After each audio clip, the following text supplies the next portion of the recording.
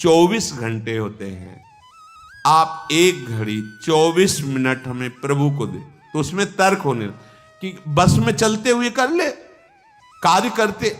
यार तुम 24 घंटे में 24 मिनट एकांत में प्रभु को नहीं दे सकते? अरे चलते फिरते वो ओवर टाइम वाला नाम लेंगे ना, और जमा होगा हमारे पास। 24, 1 घड़ी, आधी घड़ी, आधी में पुण्य आधी। अगर हम एकाग्रता पूर्वक जपे तो कैसा रहेगा? 24 घंटे में 24 मिनट मेरे प्रभु के लिए, यद्यपि जीवन प्रभु के लिए, पर जैसे निराश होके, तो निराश होके हम कहते हैं, वैसे तो पूरा जीवन प्रभु के लिए, पर वैसा नहीं कर सकते हो तो समय समर्पित कर दो। पर 24 मिनट तो ऐसी प्रार्थना है। ऐसा कौन सा कार्य तुम्हारा है जो तुम इतने बिजी हो कि 24 मिनट नहीं निकाल सकते प्रभु के लिए? आप देख लो अपने जीवन के समय को कैसे व्यर्थ करते हो, और 24 मिनट के लिए हमसे तर्क करते हो कि वो गाड़ी में चलते हुए जप सकते हैं, वो कार्य कर। इसके लिए तो है ही उपदेश, चलते फिरते उठते बैठते खाते पीते हर समय नाम जप करो, वो तो अहो भाग्य है। लेकिन इस 24 मिनट को तुम कार्य प्रणाली नहीं भाई। जब तुम्हारे लिए कह दिया कि 24 घंटे में सो मेहनत करो, जो भी कार्य, 24 मिनट निकाल के प्रभु के लिए, माला से बिना माला से, जो नाम प्रिय लगे, राधा राधा राधा। अरे देखो कितना एकांत में तुम्हें आनंद। बोले मन नहीं लगता, मन भागता, भागने दो, तुम बैठ जाओ, तुम बैठ जाओ, वो लग जाएगा एक दिन। तुम नाम पकड़ो। अच्छा ये नाम है, इसमें तो उपांश और मानसिक का भेद नहीं। आप ऐसे को राधा राधा राधा राधा राधा राधा राधा राधा राधा 24 मिनट आप करके देखो, आंख मूंद लो, राधा राधा राधा राधा राधा राधा राधा राधा राधा राधा राधा। अब इसमें मन लगने की बात है, इसमें तुम्हें कोई प्राणवायु का संशोधन करना है, अधिक से अधिक राधा राधा राधा राधा कृष्ण कृष्ण, जो नाम प्रिय हो। आप देख लेना, आप खुद देख लेना, आपको पता नहीं होता। जैसे 2 लकड़ियों के घर्षण से अग्नि पैदा हो जाती है, ऐसे जिह्वाग्र और नाम की रगड़न से अमोघ अध्यात्म शक्ति पैदा होती। विश्वास करो, अमोघ शक्ति पैदा। तुम्हारा ज्ञान, तुम्हारा हृदय का अध्यात्म बल जहां जागृत हो गया, कोई भय नहीं, कोई शोक नहीं, है ही नहीं। दूर से रस्सी का सांप मान के भयभीत हो रहे थे, जब तुम्हें दिखाई देगा केवल गोविंद ही गोविंद है, भय नाम की चीज नहीं रह जाएगी। इसमें पार करने का एक ही उपाय, भगवन नाम। देखो बात आई, सार बात भगवन नाम। जितना नाम जप करोगे उतने ही दुख से ऊपर उठते जाओगे। मान लो, विश्वास मान लो। एक ऐसी आनंद दशा होती है हृदय की। देखो एक बार हमको किसी ने बताया था कि एक कोई गैस होती है, वो अगर खुल जाए तो लोग हंसते ही रहते हैं।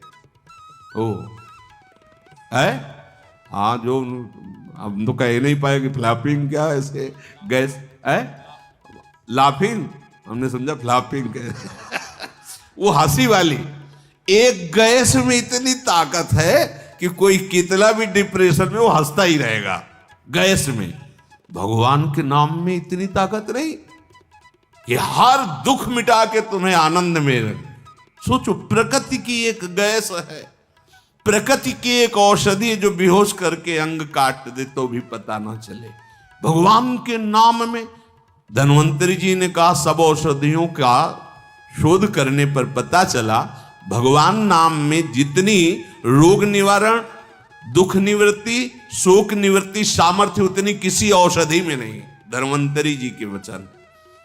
जामवंती जी कह रहे हैं, ये तो बाहरी समुद्र पर पुल आपके प्रताप से बनी जाएगा, पर भव समुद्र से पार होने का एकमात्र उपाय है भगवन नाम। अपनी जिह्वा से निरंतर हम जैसे भी हैं अपने प्रभु के हैं। ये भाव बहुत मंगलमय है। हमारे प्रभु को ऐसा हो तभी स्वीकार होगा, ऐसा नहीं है। कैसा भी हो, कोई भी हो, बस शरण में हो जाए और नाम जप करने लगे, खुद आप देख लेना। अगर बात आपको समझ में आ जाए तो ये जो श्रीमद् चतुराशी जी है, इसके जो पद हैं, पहली बात तो तुम्हारा कोई भाव न बने, कोई श्रद्धा न बने, और अगर एक बार 84 जी का पाठ 24 घंटे में कर लेते हैं, 45 मिनट लगेंगे रफ्तार से करने, थोड़ा आराम से गाएंगे 1 घंटा, और अपने लोग जैसे मस्ती से गाते हुए परिक्रमा लगाते तो 1.25 घंटे में पूरा से आराम। एक 84 जी का पाठ करने वाला कभी 84 लाख योनियों में नहीं जा सकता। ये उन महापुरुषों के वचन हैं जिनके अधीन प्रियालाल है। छुटी 84 भ्रमंते निर्खय जुगल किशोर। कम से कम 84 लाख योनियों के दुख से तो आप मुक्त होना चाहते, नहीं प्रिया प्रीतम को देखना चाहते, नहीं सेवा चाहते, तो दुख से तो निकलना चाहते। वाणी जी अमोघ है, गुरु कृपा से ही बात समझ में आती है।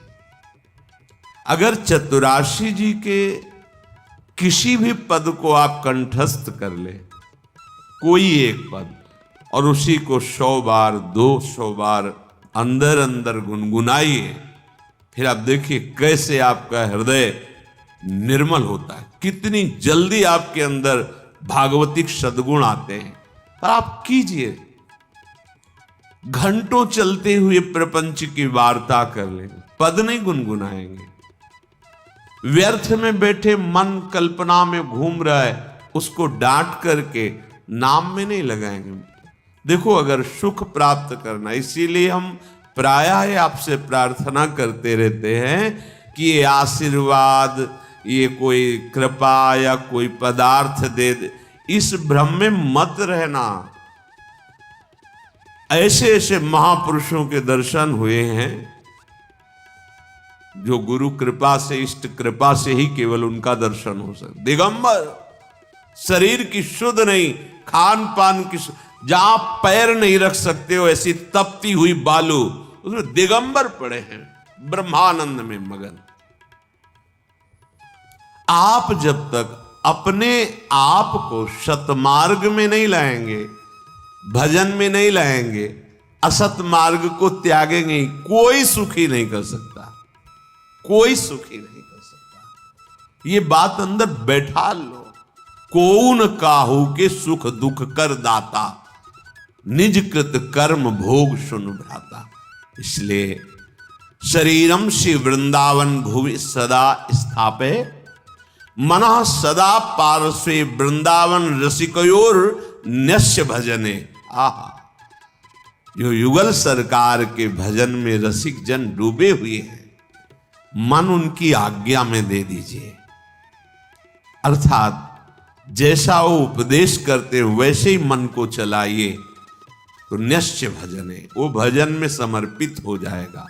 वचस्तत् केली नाम नवरत गाने रमय तत्।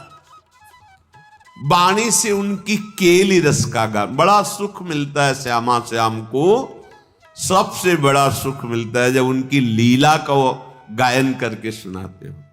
जैसे आप गा रहे हो, आज निकुंज मंजू में खेलत, नवल किशोर नवीन किशोरी, अति अनुपम अनुराग परस्पर, सुना भूत भूतल्प। ये जोरी मुस्कुराती है प्रिया प्रीतम की। बस ये जहां प्रसन्न भये तो क्या होता है, जब राधिका श्याम प्रसन्न भये तो नित्य समीप सुख खींच ले। बस हमारी बात बन गई, हमारे मन को समीप। तो किशोरी मात मानम किमेश कुमारी नुकले, श्री लाडली जी के समीप उनकी सेवा की भावना और भाव देह दोनों प्राप्त हो जाता है। जब लाडली जी घसीट लेती है तो सेवा की भावना और सेवा जिससे संपादित होती, वो देह, जो सेवा संपादन की देह है, वो सच्चिदानंद है, पार्थिव देह नहीं, जन्म मरण वाला मलमूत्र बनाने वाला शरीर नहीं, चिदानंद दे। तब वो देख पाता है जो यहां श्रीपाद के सदा पार्श्वे, वो देख पाता है अपनी प्राणेश्वरी स्वामिनी के पार्श्व में विराजमान। कैसा अद्भुत सुख। पर वचस्तत् केली नाम नवरत, नवीन नवीन सुख का अनुभव होना चाहिए, तभी मानना हृदय निर्मल। एक पद को 100 बार गा रहे तो हर बार आपको नया रस मिल रहा है। नाम जब के हर बार नया सुख मिल रहा है नाम से। राधा राधा राधा, हर बार एक नया अनुराग पैदा हो रहा है नाम के प्रति, नई आसक्ति पैदा हो रही है। कथा पीयूषादौ श्रवण युगल प्रीति विकलम। जब आप प्यारे जो की रूप माधुरी, गुण माधुरी, लीला माधुरी सुनेंगे तो कह रहे प्रीति विकलम, निश्चित ऐसे प्रेम विह्वल कर देने वाली वृत्ति पैदा होगी। ये काम क्रोध लोभ मोह मद मत्सर, ये राग द्वेष मान अपमान दुख सुख, ये छू ही नहीं जाएगा। आप इतनी ऊंचाई पर होंगे आपके हृदय की भूमिका कि आपका स्पर्श नहीं कर सकते हैं। ये हुआ आशीर्वाद, ये हुआ संत समागम, ये हुआ मनुष्य जीवन का परम लाभ। इसलिए धैर्य पूर्वक चलो। ये आशा मत करो कि तुम्हें कोई महान भक्त कहे, महान संत कहे तो तुम संत हो, तुम्हारा भजन सार्थक। कोई तुम्हें पाखंडी कह दे, गाली दे दे, निंदा कर दे तो भजन का हमें कोई फल ही नहीं मिला, क्योंकि लोग गालियां दे रहे। देखो हमें भजन का फल मिला क्योंकि लोग प्रणाम। ये माया का आखिरी अस्त्र है। कंचन कामिनी कीर्ति, सब रूपों में भगवान इतने रूपों में आके हमें दर्शन दे रहे, दुलार कर रहे, हमें उनके चरणों में प्रणाम करना। मेरे प्रभु इतने रूप धारण करके प्यार कर रहे, भावना अपनी कहीं अहम जनित ना हो जाए कि मैं साधक हूँ, मैं भजनानंदी महात्मा हूँ, मुझे लोग नमस्कार करते प्रणाम करते, फिर मार्ग आगे का रुक जाएगा। इसलिए कह रहे निरपेक्षः, समस्त निरपेक्षः। एव नमस्कार प्रणाम, नाना प्रकार की प्रशंसा या कोई आश्चर्यजनक सिद्धियां तुम्हारे अंदर आ रही, सबसे निरपेक्ष रहो, इनका प्रयोग मत करना। तभी तुम श्री जी की सेवा का अधिकार, जो सच्चिदानंद में जीवन है, वो तुम्हें प्राप्त हो जाएगा। सहज में आनंद की वर्षा करने वाली। अब ये सहज शब्द से हमारा परिचय नहीं तो लगता है बिना क्रियाओं से क्या हो जाएगा। जैसे कोई कहता है कि क्रियाओं से क्या हो जाएगा, हमने विचार करके देखा है, सत क्रियाओं से बुद्धि पवित्र होती है, असत क्रियाओं से बुद्धि गंदी होती है। गंदी बुद्धि का गंदा निश्चय होता है, पवित्र बुद्धि का दिव्य निश्चय होता है। बस इतना हुआ क्रियाओं से। और बुद्धि का जब परमात्म स्वरूप में निश्चय होता है तो बुद्धि बुद्धि नहीं रह जाती, वो कृष्णाकार हो जाती, भगवदाकार हो जाती। यहीं से परमानंद की अनुभूति प्रारंभ होती है। जो क्रियाओं से बुद्धि को पवित्रता मिलती है, वो साधु समागम से एक क्षण में मिल जाती है।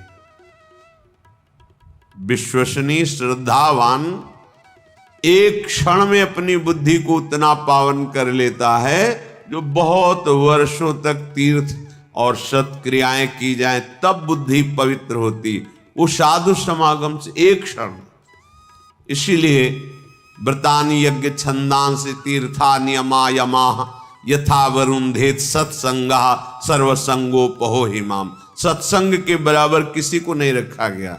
व्रत नियम तीर्थयाटन वेदों का स्वाध्याय दान पुण्य ये सब एक तरफ और साधु समागम एक तरफ। एक क्षण में बुद्धि को इतना पावन कर दे कि वो प्रभु प्यारे लगने लगे, अपने दोष अपने को चुभने लगे, असहनीय हो जाए।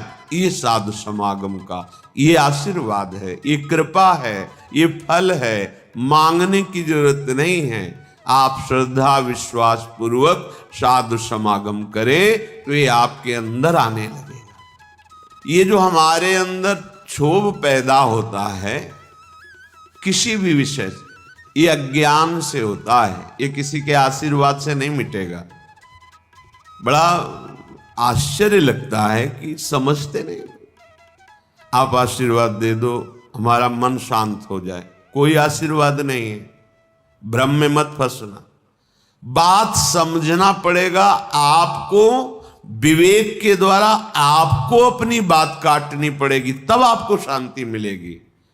तात्कालिक शांति, जैसे कोई बहुत थका हुआ पथिक आया, वातानुकूलित कक्ष में बैठ गया तो उसको तात्कालिक शांति मिलती है, लेकिन स्थायी नहीं। ऐसे ही आप संसार से भटकते हुए, जले हुए, अशांत आए, संत महात्माओं के दर्शन की सभा में बैठे, आपको एक शांति मिली, स्थायी नहीं है ये।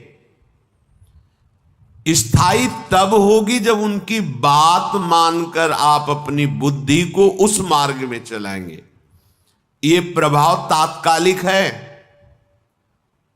आपको ये जो आनंद की अनुभूति, एक शांति, एक विशेषता, ये प्रभाव है यहां का।